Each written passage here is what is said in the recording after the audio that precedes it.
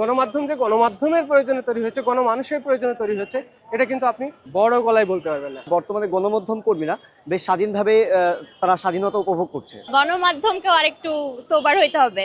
অন্তর্বর্তীকালীন সরকারের প্রধান উপদেষ্টা ডক্টর মোহাম্মদ ইউনূস তিনি বলেছেন, বর্তমান সময়ের গণমাধ্যম অনেকটাই স্বাধীনতা উপভোগ করছেন। দর্শক, কালের কণ্ঠের নিয়মিত আয়োজন জনতার কণ্ঠে স্বাগত জানাচ্ছি আমি মিরাজউদ্দিন। ডক্টর মোহাম্মদ ইউনূস যে কথাটি বলেছেন যে গণমাধ্যম অনেকটাই স্বাধীনতা উপভোগ করছে, এ নিয়ে সাধারণ মানুষ কি ভাবছেন চলুন জেনে আসা যাক।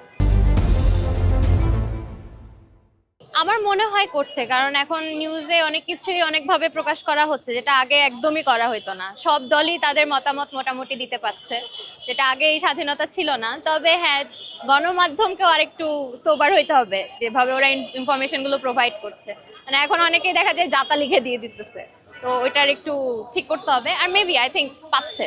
গ্লোবাল পার্সপেক্টিভসে যে গণমাধ্যমের স্বাধীনতা, যখন একটা দেশে গণমাধ্যম পরিচালিত হয়, তারা স্বাধীনতা যে উপভোগ করার একটা স্ট্রাকচার থাকতে হয়। হ্যাঁ, স্বাধীনতা কিন্তু স্বেচ্ছাচারিতা না। হ্যাঁ, স্বাধীনতা মানে কিন্তু স্বেচ্ছাচারিতা না। Freedom is not absolute. হ্যাঁ, কোনো কিছু কিন্তু চূড়ান্ত না।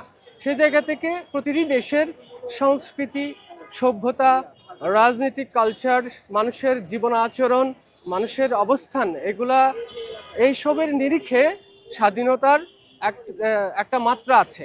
তো আমি মনে করি যে বাংলাদেশের গণমাধ্যমের যে অবস্থান, সেই জায়গায় আগে হচ্ছে একটু পরিবর্তন দরকার।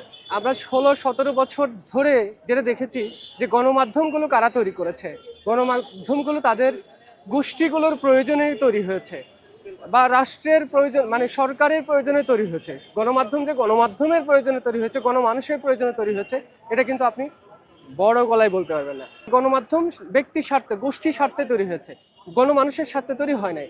সেই জায়গা থেকে যে আপনি বলেন যে স্বাধীনতা উপভোগ করছে, হ্যাঁ উপভোগ করছে, তবে সেটা কোনো মাত্রাই নেই। হ্যাঁ, এই মাত্রাটা ঠিক করতে হবে, কারণ মাত্রা ঠিক না করার ফলে আপনি এমন একটা জায়গায় চলে যাচ্ছেন যে কিছু মানুষ অতি সুবিধা পাচ্ছে, কিছু মানুষ অতি বঞ্চিত হচ্ছে, শোষণ হচ্ছে এই গণমাধ্যমের আচরণের ফলে।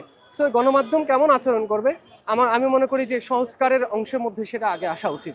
গণমাধ্যম স্বাধীনতা উপভোগ করছে কিনা তা আসলে আমরা আমাদের বিভিন্ন ফেসবুক স্ক্রলিং এবং গণমাধ্যমের বিভিন্ন চ্যানেল বা হচ্ছে আপনার নিউজ পেপারগুলো যদি আমরা পড়ি তাহলে বুঝতে পারি কিছুটা হলেও আগের তুলনায় স্বাধীনতা ওরা স্বাধীনভাবে ওদের মতগুলো ওরা প্রকাশ করতে পারছে।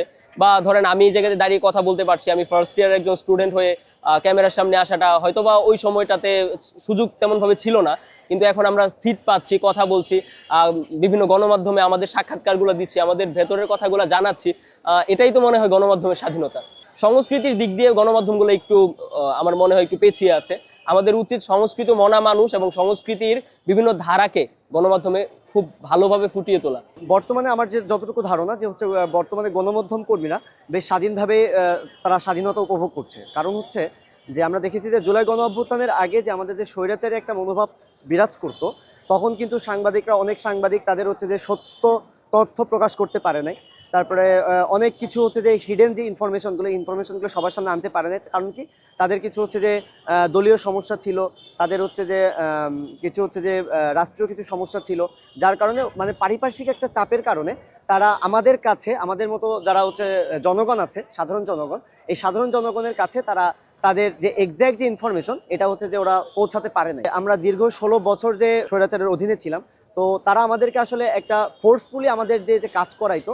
কিন্তু আমার যেটা মনে হচ্ছে যে তখন তারা মিথ্যাকে সত্য এবং সত্যকে মিথ্যা রূপে যারা পরিচালনা করেছে।